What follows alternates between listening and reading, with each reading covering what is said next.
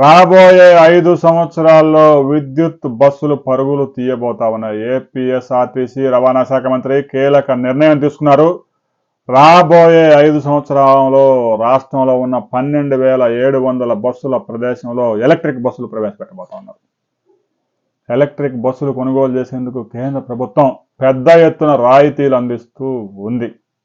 అయితే ఇప్పటికే ఉన్న 12,000 పైగా బస్సుల్లో 10,000 బస్సులు తుక్కైపోయినాయి.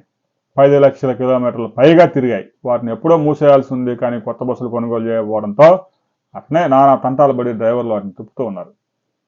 రాబోయే 5 సంవత్సరాల్లో అన్ని బస్ స్టేషన్స్లో ఛార్జింగ్ పాయింట్లు అందుబాటులో తీసుకువచ్చి ఈవీ బస్సులు ప్రవేశపెట్టేందుకు రాష్ట్ర ప్రభుత్వం ఏర్పాట్లు చేస్తూ ఉంది. ఎందుకంటే 2030 సంవత్సరం నాటికి భారతదేశంలో 36% నుంచి 50% దాకా ఈవీలు తీసుకురావాలని కేంద్ర ప్రభుత్వం చేస్తున్న ప్రయత్నాల్లో భాగంగానే ముందుగా పబ్లిక్ ట్రాన్స్పోర్ట్ సిస్టంలో ఉన్నటువంటి ఏపీఎస్ఆర్టీసీని కూడా బలోపేతం చేసేందుకు కేంద్రం సహకారం అందించబోతా ఉంది. రాబోయే కొద్ది రోజుల్లో ఏపీఎస్ఆర్టీసీలోకి రాబోతున్న ఈవీ బస్సుల వివరాలు ముందుగా ఏ డిపోకు రాబోతా ఉన్నా. ఇప్పటికే 300 బస్సులకి ఆర్డర్ ఇచ్చారు. అవి తయారవుతూ ఉన్నాయి. కొన్ని బస్సులు ప్రయోగాత్మకంగా తిప్పుతూ ఉన్నారు.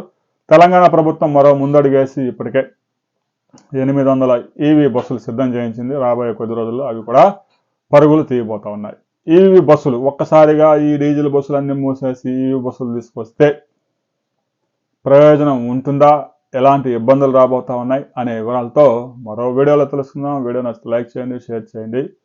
ఈవీకి జై కొడతారా, నై కొడతారా అనే విషయాన్ని కామెంట్ చేయండి.